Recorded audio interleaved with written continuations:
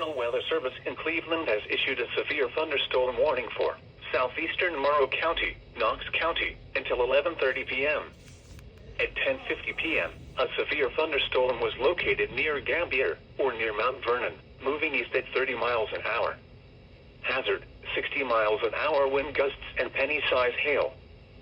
Source, radar indicated.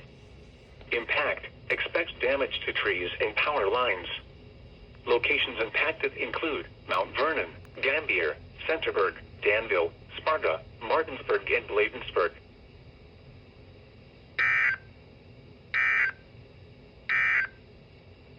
A severe thunderstorm watch